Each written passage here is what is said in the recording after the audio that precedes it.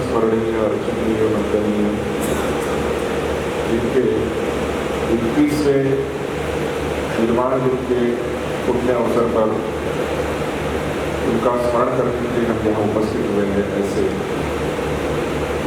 ब्रह्मली श्रीमद स्वामी जी महाराज जी के चरणों में पुण्य वंदन। आज के समाज के परमाध्यक्ष श्रीमद स्वामी जी महाराज के चरणों में वंदन एवं इस आश्रम के परमाध्यक्ष एवं मंच पर उपस्थित समस्त श्रोत्रिय ब्रह्मनिष्ठ सत्यवृंद, उपस्थित भगवत स्वरूप भक्तवृंद, भक्तिमय माताओं, संतों का अवतरण हमें अपने जीवन के लक्ष्य के स्मृति कराने के लिए होता है। श्रीमद स्वामी जी महाराज जी का नाम त्रिवेणी पुरी जी कहते हैं कि मनुष्य के जीवन में 3 वृत्तियां प्रधान होती है। जाना की इच्छा भी करोगे, हम प्रथम जानते हैं, फिर चाहते हैं, फिर करते हैं। इसी को मूल में रखते हुए वेदों ने वेदत्रयी के नाम से प्रसिद्ध हमारे मोक्ष के मूल ग्रंथों ने जीवन के लक्ष्य को प्राप्त करने के लिए 3 साधन मुख्य रूप से बताए: कर्म, उपासना एवं ज्ञान। हम अपने जीवन के सुख प्राप्ति एवं दुख निवृत्ति के लिए किसे जिम्मेदार समझते हैं, उसके अनुसार साधन बदल जाएगा और हमारे अधिकार से हमारी समझ बदल जाएगी। हमारी परिपक्वता जैसे बढ़ेगी वैसे ही हमारी समझ धीरे धीरे उन्नत होगी। सामान्यतः हम समझते हैं कि हमारी दुख की वजह अथवा सुख की वजह हमारी परिस्थिति है। परिस्थिति अगर सुधर जाएगी तो हमें सुख प्राप्त होगा और दुख चला जाएगा। तो परिस्थिति बदलने के लिए हम जो प्रयत्न करते हैं उसका नाम होता है कर्म। जब तक हमारे दुख और सुख का स्थान परिस्थिति है तब तक हमारा अधिकार कर्म में है। लेकिन परिस्थिति बदलने पर भी हमेशा सुख नहीं मिलता अथवा दुख जाता भी नहीं। तब हमें समझ में आता है कि परिस्थिति चाहे कुछ भी हो, अगर मनस्थिति सुधर जाए तब हमें सुख मिल सकता है। तब हमारे प्रयत्न की दिशा बदल जाती है। फिर हम परिस्थिति सुधारने के लिए प्रयत्न किए बिना मनस्थिति को श्रेष्ठ करने के लिए प्रयत्न करते हैं।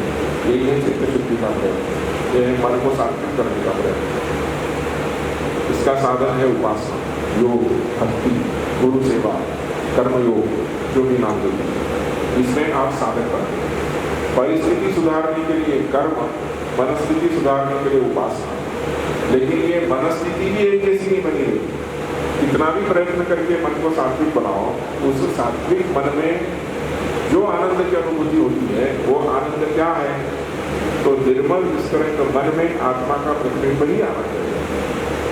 और ये प्रतिबिंब का आनंद जिस बिंब की वजह से होता है वो आत्मस्थिति प्राप्त करना, ये हमारे जीवन का मुख्य लक्ष्य है।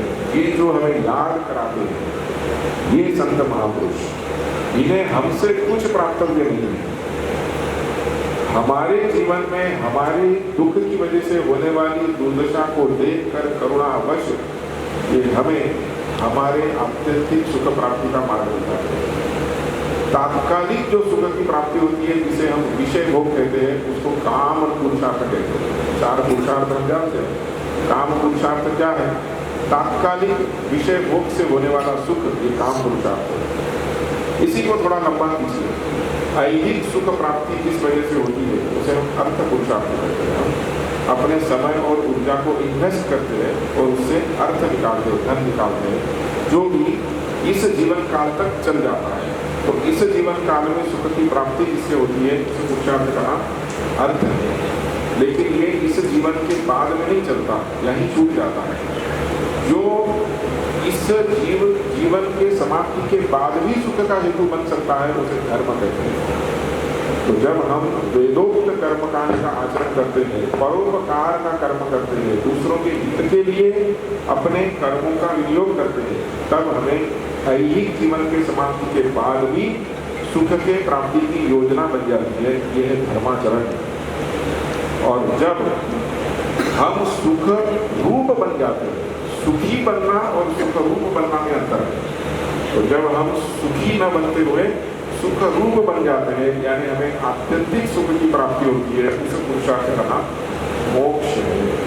तात्कालिक विषय भोग से उन्नत होकर ऐहिक जीवन के सुख की व्यवस्था रूपी अर्थ से उन्नत होकर पारलौकिक सुख की योजना बनाने वाले धर्म से भी उन्नत होकर आत्यंतिक सुख प्राप्ति के लिए हमें प्रेरित करना, उसका मार्ग दिखाना और अपने जीवन में उसके प्राप्ति को दिखाकर हमें और प्रेरित करना, ये संत महापुरुषों का काम है।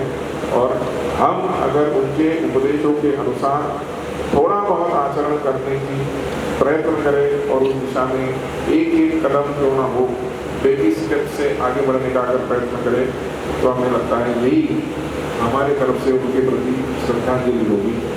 तो ये करने की शक्ति स्वामी जी ही अपनी कृपा से हमें प्रदान करें, ऐसा उनके चरणों में हम आग्रह और प्रार्थना करते हैं। और मैं अपने 2 शब्द उनके चरणों में अर्पित करता हूँ। ओम शांति शांति।